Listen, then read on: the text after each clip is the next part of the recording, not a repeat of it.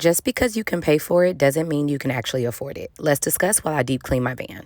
I shared that I went bankrupt in both my business and my personal finances in December of 2024.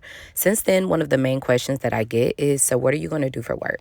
Some people even suggested that I sell my van to get an apartment and start over. But here's why I haven't done that and why I haven't rushed into another job. Yes, a job would give me money to pay for things, but there are a lot of things that would cost me too. Right now, with van life and content creation, I can afford a life that I can actually sustain. It has its limits for sure, but I can afford to pick up my son every day after school, take him to his activities, we go to the park and barbecue for dinner, and to be there when he falls asleep instead of coming home late, kissing him goodnight and doing it all over again. That's a life that I can afford. This summer, my son told me that me not working made it the best summer he's ever had, and honestly, it was also mine.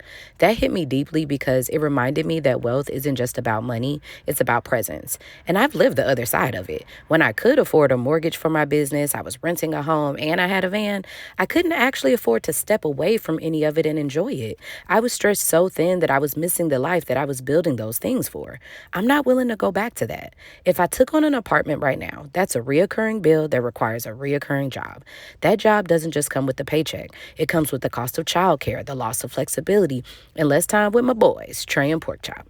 I'm not against working a 9 to 5, but if I do, it has to be something I want to do, something that's worth those trade-offs. In fact, I've even thought about fun part-time jobs. In college, I wanted to bartend, but since I've been sober for 3 years, that doesn't really fit anymore.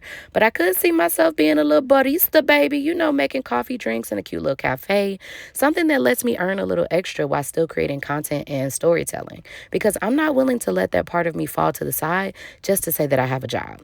The truth is, my life is already full. Right now, I wake up early. I work into early afternoon. I nap. Then I have the whole evening with my son. I work out twice a day. I cook fresh meals. I sleep a full 8 hours. And my content pays enough for a minimal lifestyle without the constant stress of rent. That is wealth to me. Don't get me wrong. There are sacrifices. I don't have the same social life that I once did. I've had to be more intentional, but that has led to deeper and more intimate connections. Cooking at home, doing crafts, showing up for the big milestones versus chasing every hangout. So when people ask, when are you going to get a job? My answer is when I find something that's worth the sacrifices.